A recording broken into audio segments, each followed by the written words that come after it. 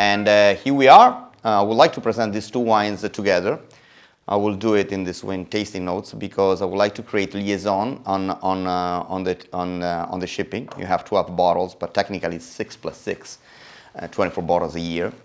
I have a lot of information to give you, but I will send you another video next week about our incredible project that we have, and you're going to be really excited, I think.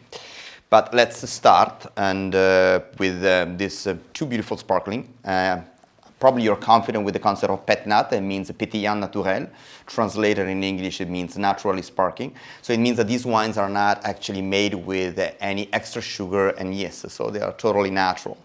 This actually has three effects. First of all, no headache tomorrow morning when you drink it. Second of all, what I call it drinkability. You know, it actually is easier to drink because the effect of the yeast is not so predominant on the palate.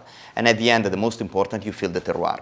So you mean you feel the grape variety and you feel the place where the wine is coming from, which is to me the issue of wine tasting. Nowadays, I repeat it a lot of times, we have wines that are beautiful, they taste like of oak, they taste of vanilla or tobacco, but they don't taste of the soil, they don't taste of the grape variety. We work with the small artisans that are actually revealing the flavor of the place. And it's actually what I call it a cultural and organic traveling, I would say. Cultural biodiversity.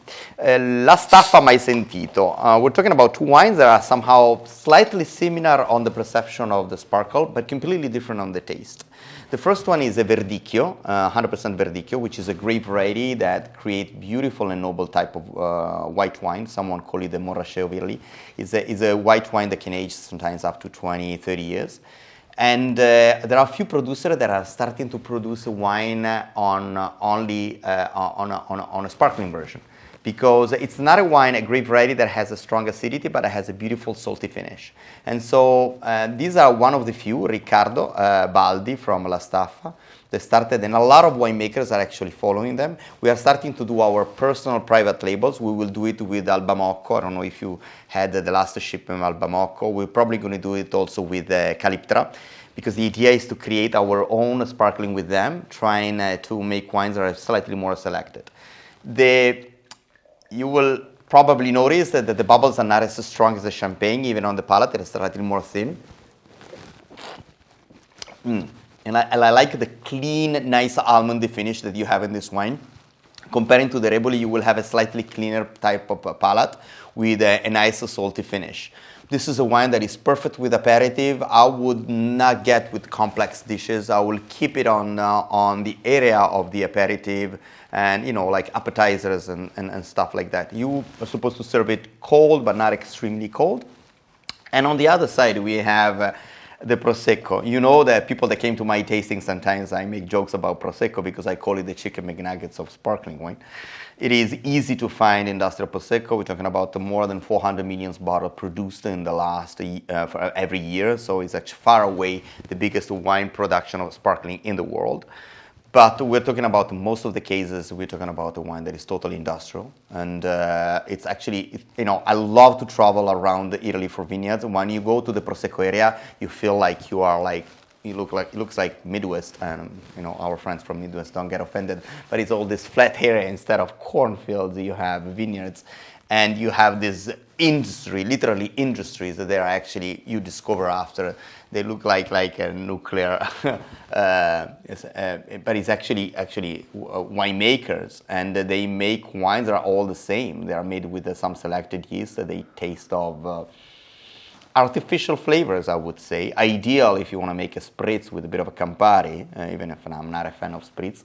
But then you go on the higher hill of Valdobbiadene, and you will discover something absolutely unique. It's an area that is completely, almost abandoned, really wild. The vineyards are somehow not really, they stay, sometimes they have a little freestanding bushes, some others are actually, with big leaves and so on. We're talking about the Glera, which is the grape variety. It's a really generous grape variety. So in order to have a bit more acidity, they produce a bit more. But that's the area of the Valdobbiadene is actually, I call it the last of the Mohicans of the Prosecco, because they are defending themselves from the industrialization of the flat land. Pianura Padana is, is the heart of the business of the industry of Italy, but it's a place that is actually quite sad. There is no biodiversity, it's all monoculture, a lot of industry, pollution, and so on. So when you get on this little area that is facing the Alps on the background, and you have this beautiful wild vineyards, we're talking about there are probably more than 1,500 winemakers that make Prosecco. I would say not more than 5 and 6, 10. Renzo Rebuli is one of them. Cadezzago is another one. Folladoro was already actually one of our wine club members as a winemaker. And this is a wine that I personally really love. You probably will notice, I don't know if you can see it, that it's not completely clear because it's got a bit of a sediment.